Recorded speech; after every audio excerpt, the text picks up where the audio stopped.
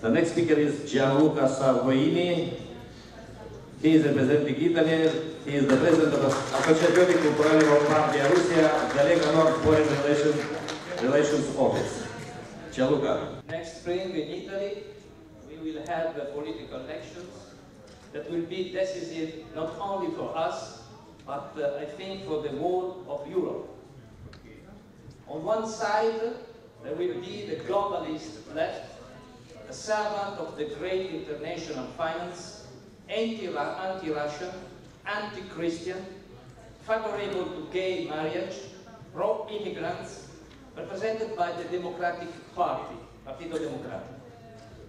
On the other side, there is a sovereign right, anti-globalist right, favorable to the defense of the family, proud of their European historical traditions, anti-illegal immigrants, represented by Lega Nord and the allies. Lega will be allied with two other conservative parties, even different ones, Fratelli d'Italia of Giorgia Meloni and Forza Italia, Silvio Berlusconi.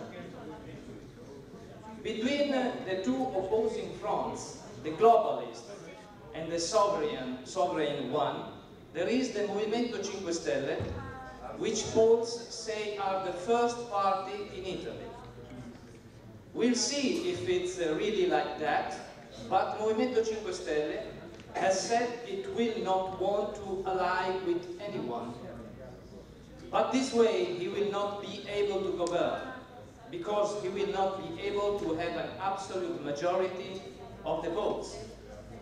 This party is not easily definable on the right or on the left, nor is it a globalist or a sovereignist. It criticizes the European Union, criticizes the international banking system, but this is fanatical of digital democracy, for example, and its premier candidate, Luigi Di Maio, has confirmed that Italy's main ally must always be the USA. What is the purpose of the many votes for the Movimento 5 Stelle? To create ungovernability in Italy. Without a strong government, Italy will have to continue to depend on the decisions of the Brussels bureaucracy and Brussels lobbies. Italy will never have its national, political, economic or military sovereignty. The leader of Lega Nord, Matteo Salvini, wanted to turn the party into a national party, no longer macro-regional and very strong only in the north of the country. But is the northern Italy that represents the strength of the whole country, and the debate grows within Lega. The governor of Lombardy region, Roberto Maroni, along with the governor of Veneto, Luca Zaia, would prefer Lega Nord, and the Lombard citizens and Venetian citizens have voted in October in the referendum for regional autonomy.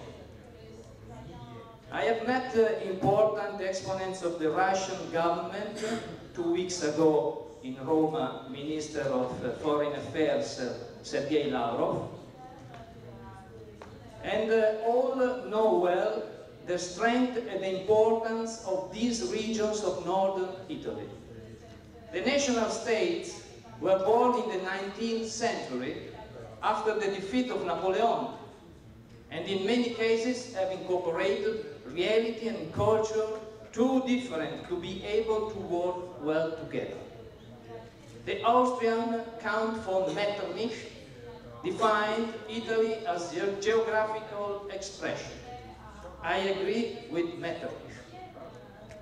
Between Milan, Roma and Napoli, there are enormous differences that not even 150 years of national unity have been able to overcome.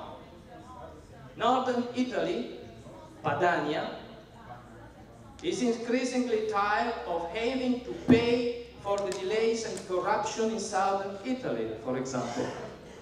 These arguments will have an important weight in the upcoming elections, and in the north, the citizens want to listen to these things. Also for this reason, disillusionment and disdain for politics is increasing. And the first Italian party is that of abstentionists. People do not go to vote anymore.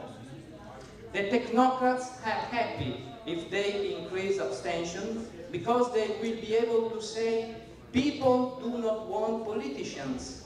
Let's go to govern as technicians. Technicians equal globalism, anti-nationalism, anti-sovereignism. The Sovereign Alliance therefore has two powerful enemies. The left, butler of the technocrats, and the European and international technocrats and lobbies. The next Italian elections will show if Italy could be the first country in European Union to emerge from the globalist swamp and create a domino effect that could make us once again be masters of our destiny. And we will say finally, Carthago is destroyed. Carthago delenda est.